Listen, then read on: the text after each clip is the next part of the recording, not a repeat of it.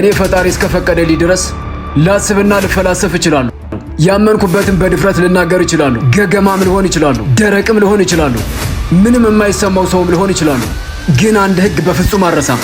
እኔ ወንድ ነኝ። የምታስፈልገኝ ደግሞ ሴት ናት።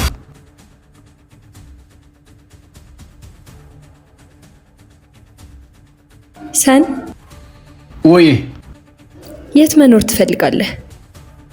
ምን አይነት ጥያቄ ነው? እዚሁ ምድር ላይ ነው። ምድራችንማ ሲኦል ሆነች እኮ። የሰዎች ስግብግብነት ነው ሲኦል ያደረጋት። ሁሉም ቦታ ሲኦል ሊሆን ስለማይችል ሲኦል የሌለበትን ቦታ እየመረጥሽ ኑሪ። ሰን ስንት ጾታ ነው ያለው? ሁለት ነው። የምታውቀው ነው ወይስ ዓለም ላይ ያለውን ነው? እኔም አውቀውም ተፈጥሮም የሰጠችን ከላይ ሰማይ ከታች መሬት መሃል ላይ ደግሞ ሴትና ወንድ የሚባሉ ሁለት ጾታዎች ብቻ እንደሚኖሩ ነው።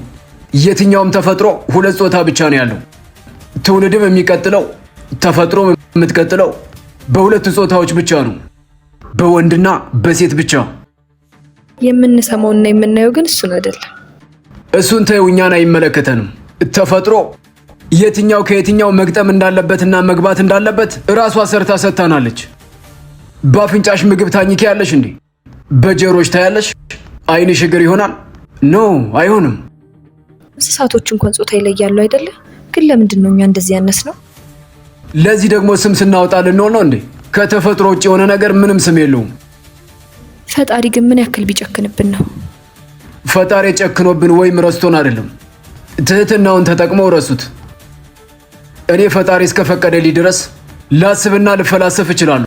ያመንኩበትን በድፍረት ልናገር እችላለሁ። ገገማም ልሆን እችላለሁ። ደረቅም ልሆን እችላለሁ። ምንም የማይሰማው ሰውም ልሆን እችላለሁ። ግን አንድ ህግ በፍጹም አልረሳም። እኔ ወንድ ነኝ። የምታስፈልገኝ ደግሞ ሴት ናት።